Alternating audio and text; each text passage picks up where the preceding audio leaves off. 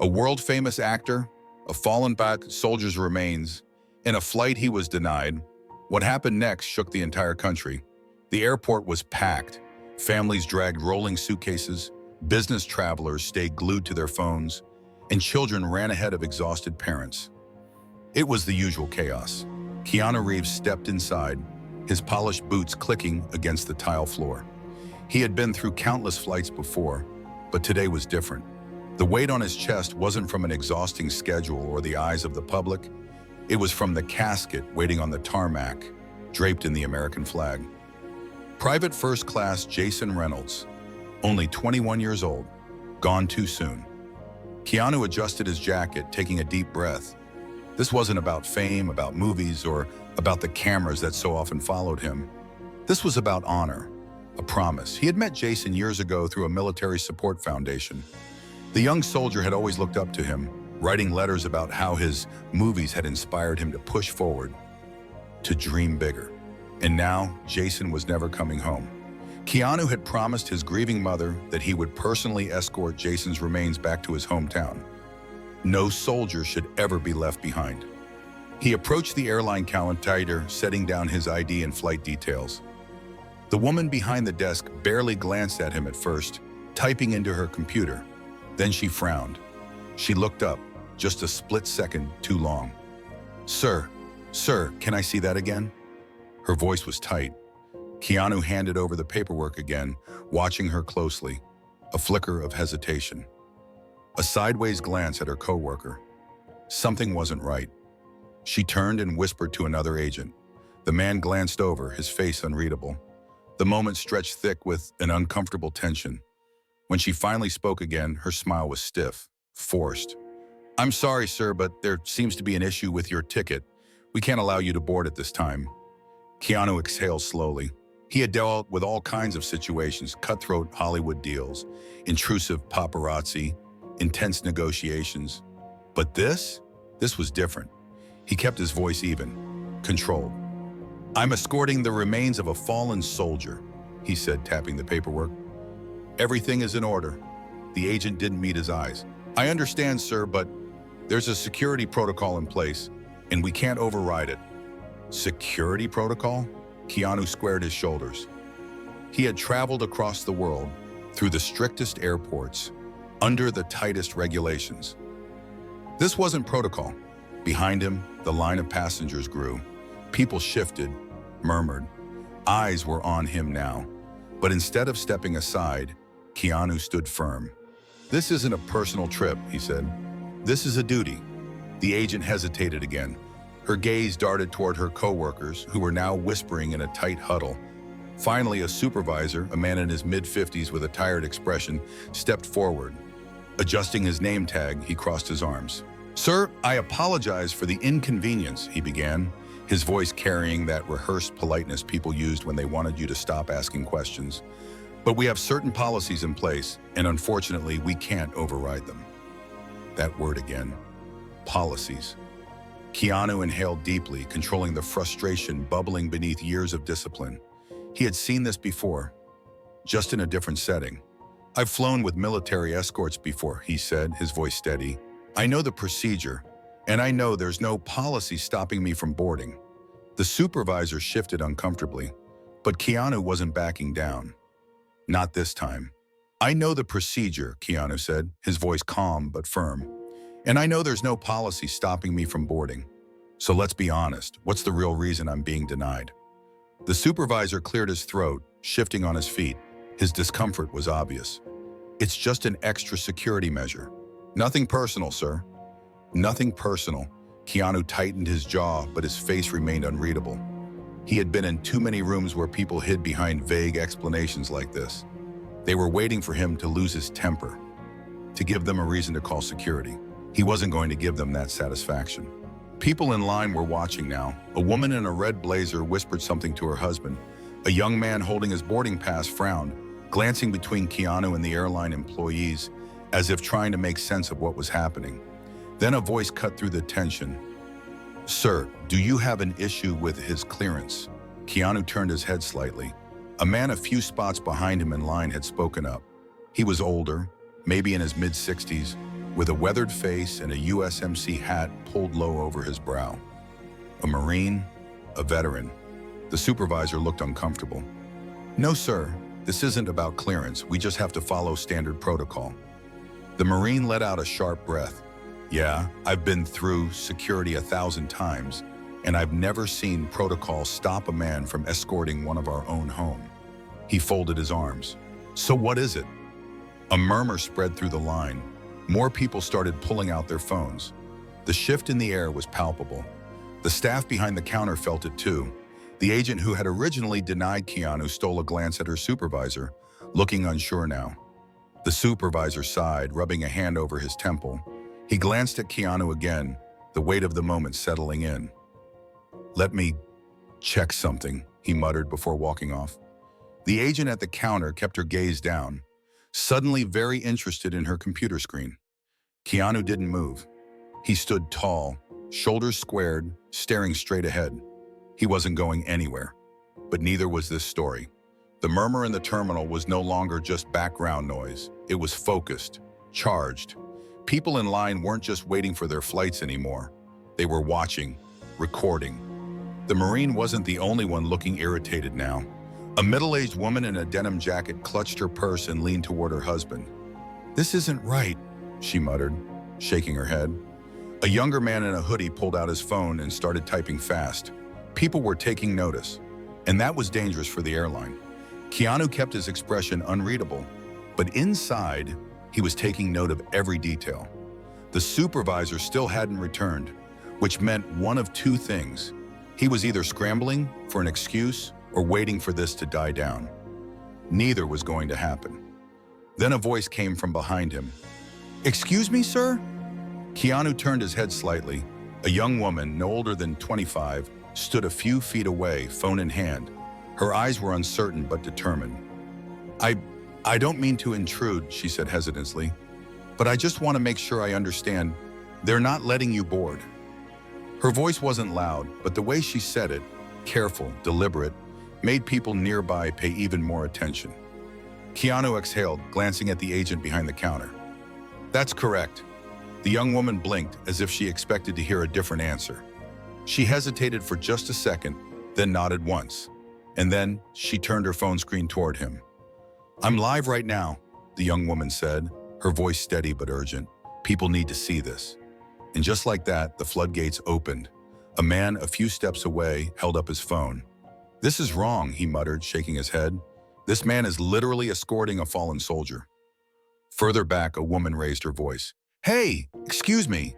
She waved her hand toward the counter. "Can someone explain why he's being denied?" A few people shifted uncomfortably, unsure whether they should get involved. But the energy in the room had changed. What started as quiet murmurs had grown into something bigger, something the airline staff could no longer ignore. The agent behind the counter looked like she wanted to disappear into the floor. Her hands hovered over the keyboard, frozen. Her eyes flickered to the camera lenses, now pointed directly at her. Then, the Marine from earlier took a step forward. He wasn't playing nice anymore. "I've seen a lot of things in my time," he said, his voice steady but firm. "But I never thought I'd see the day when a man, especially one escorting the remains of a fallen soldier, was treated like this." The terminal went eerily quiet. Even the usual airport announcements over the speakers seemed distant, muted. The only sound was the soft beeping of phones, recording every second of what was unfolding. The Marine squared his shoulders. "This is a disgrace." The agent swallowed hard. Her fingers trembled as she tapped at her keyboard again, as if she could somehow erase what was happening. But the supervisor was still nowhere to be seen. Passengers whispered among themselves. A baby fussed in its stroller, but the mother, rather than soothing the child, was staring at her phone, a look of disgust on her face. Then, somewhere in the back of the line, a man muttered, "It's already trending." Keanu didn't move. He didn't need to. The world was watching now. The tension in the terminal was thick. Phones were out, recording, tweeting, streaming, and then, like a spark hitting dry grass, it spread. The young man in the hoodie, still glued to his phone, let out a low whistle. "Damn, this is everywhere now." Keanu didn't react. He knew better than to celebrate too soon. But from the way the agent behind the counter stiffened, he could tell she knew it too. A woman in the denim jacket checked her phone and gasped. "Oh my God," she whispered to her husband. "It's already on Facebook."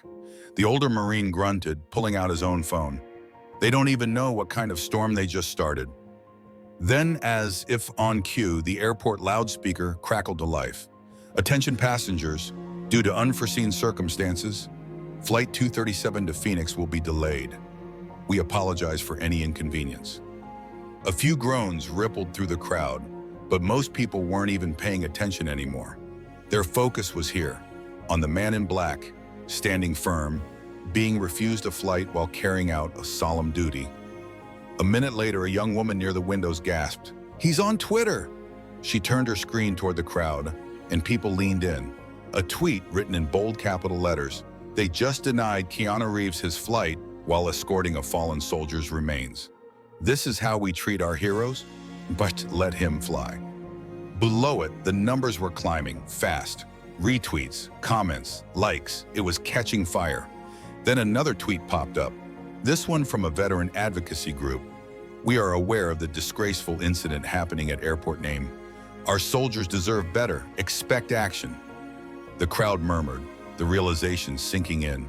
The airline had officially lost control of the narrative. The agent behind the counter, still frozen in place, let out a shaky breath. Then she turned and hurried toward the back, disappearing behind a frosted glass door. She wasn't coming back with an answer. She was coming back with damage control. She wasn't coming back with an answer. She was coming back with damage control. Keanu adjusted his jacket, exhaling slowly. He had been in situations like this before. Not at an airport, not quite like this, but in places where powerful people suddenly realized they had made the wrong enemy.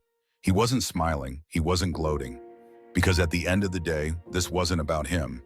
It was about Private First Class Jason Reynolds, the young man waiting to go home. And right now, that mission was still incomplete. The crowd wasn't just watching anymore. They were waiting. The terminal felt different now, charged, expectant. Then finally, the supervisor returned. But he wasn't alone. A second man walked beside him, this one in a sleek navy suit, his airline ID clipped neatly to his pocket. His walk was brisk, controlled, like someone used to putting out fires. He stopped just short of the counter, scanning the scene. His eyes darted between Keanu, the Marine, and the rows of phones still recording. Then he cleared his throat. "But Mr. Reeves, I apologize for the miscommunication," he said smoothly. "There seems to have been an error with our system, but we're working to get you on your flight as soon as possible." Miscommunication. Keanu had been in Hollywood long enough to know what that word really meant. It meant we got caught. It meant fix this before it cost us too much. He didn't respond right away. Instead, he let the moment hang, let the airline rep feel the weight of the silence. Finally, Keanu spoke, his voice measured. "An error, you said?" The man nodded quickly. "Yes, sir. A regrettable mistake. We assure you it was not intentional." A few people in the crowd scoffed. The Marine shook his head. The airline rep adjusted his tie, clearly uncomfortable. "We'd like to personally escort you to the gate now, Mr. Reeves. First class accommodations, of course." First class, as if that was the point. Keanu glanced past the man toward the counter. The agent was still standing there, still looking anywhere but at him. The same agent who had smiled stiffly when she denied his flight. The same one who had never bothered to check before saying no. Keanu exhaled slowly. "I appreciate the urgency," he said, "but I need to clarify something." The rep nodded quickly. "Of course." Keanu's voice remained even. "If no one recorded this, if no one spoke up, would I still be standing here?" A beat of silence. The rep swallowed. "Sir, you don't need to answer," Keanu interrupted. He already knew. Everyone in the terminal knew. Another moment of silence. Then a woman in the crowd murmured, "He's right." The rep shifted uncomfortably. He tried to smooth over the tension. "Sir, we sincerely apologize." "We both know this isn't about an apology," Keanu said. "It's about accountability." The crowd murmured in agreement. People weren't just angry anymore. They were disappointed. The rep knew he was losing control. He straightened his posture, adopting a more authoritative stance. "Mr. Reeves, let's get you on your flight now."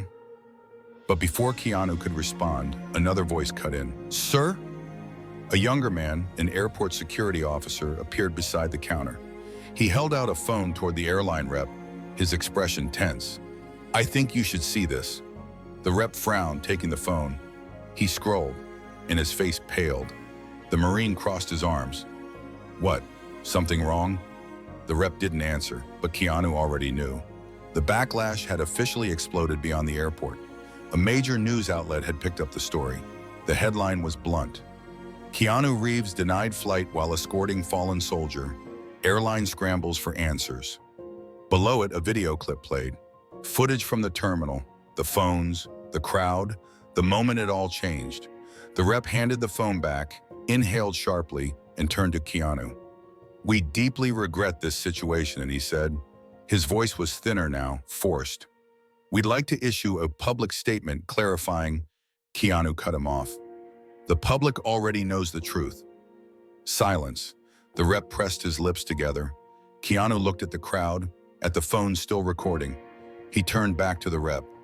"I don't need first class. I don't need special treatment. I don't need first class. I don't need special treatment." Keanu's voice was calm, steady. "I need respect, and so does the soldier I'm escorting." Another murmur ran through the crowd. The airline rep gave a stiff nod, as if that was all he could do now. "Understood, sir." The Marine let out a small, approving grunt. Keanu adjusted his jacket. "Now let me finish this mission." But for the airline, the real consequences were just beginning. They had lost control of the situation. The story was out, spreading faster than they could contain it. The terminal felt less like an airport now, more like a press conference. Phones were still recording, passengers were still watching. Then, something unexpected happened. A man in a dark blue suit stepped into the scene. His posture authoritative, commanding, not from the airline, not airport security, military. The room shifted. People moved aside instinctively as he approached. His ID badge flashed briefly as he stepped up to Keanu and extended his hand. "Mr. Reeves," he said firmly, "I'm Major Thomas Beckett, Department of the Army. We've been informed of the situation." Keanu shook his hand, his grip strong. He didn't need to ask how the major got here so quickly. "The military doesn't play when it comes to its own." Beckett turned to the airline rep, his voice crisp.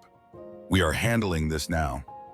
Mr. Reeves and the remains of Private First Class Jason Reynolds will not be flying commercial." The rep blinked. Sir, we were just about to..." "You were just about to cover your tracks," Beckett interrupted. His tone was polite, but it carried weight. He glanced back at Keanu. "Sir, the Pentagon has arranged for a private military flight. Your transport is waiting." A murmur rippled through the crowd. People exchanged glances. The U.S. military had stepped in. Keanu exhaled, not out of relief because he didn't need saving, but because the mission was finally back on course. He gave a small nod. "Understood, Major." Beckett's gaze flicked toward the airline rep one last time. "This will be addressed." It wasn't a threat, it was a promise. Keanu turned back to the Marine who had been watching the entire exchange with satisfaction. "Appreciate you, brother," Keanu said. The Marine tipped his head. "We look out for our own." Keanu gave the room one last glance. At the people who had spoken up, at the ones who refused to let this slide, at the ones who made sure this story was heard. He adjusted his jacket, squared his shoulders, and walked out. Not toward the gate, but towards something bigger. But for the airline, the fallout was just getting started. They thought the situation would fade. A few apologies, a press release, maybe a statement from their CEO. Damage control, but the public wasn't letting this go. News networks picked it up. Veterans organizations released statements condemning the airline's actions. Politicians weighed in, demanding accountability. Then came the financial hit. By the end of the week, the airline stock had dropped. A trending hashtag calling for a boycott gained traction. Customers flooded their social media with demands for answers. And then, the final blow. A lawsuit. A coalition of military advocacy groups filed a formal complaint against the airline for discrimination and failure to uphold service member protections. Under pressure, the airline's CEO made a public appearance. He called it a regrettable misunderstanding. announced that the employees involved had been placed on administrative leave. Too little, too late. Meanwhile, Keanu Reeves continued his mission. He escorted Private First Class Jason Reynolds home, standing by as the young soldier's family received him for the last time. Keanu didn't need the headlines, he didn't need the attention, he needed respect. And that was the real fight. Respect shouldn't be conditional. It shouldn't require a viral video or public outrage. It should be the standard. The people at that airport, the Marine, the passengers who spoke up, the ones who refused to stay silent, they proved something important. When people stand together, injustice has nowhere to hide. If you believe in accountability, if you believe in honoring those who serve, let your voice be heard, because silence lets things like this happen again. And next time, it might not go viral.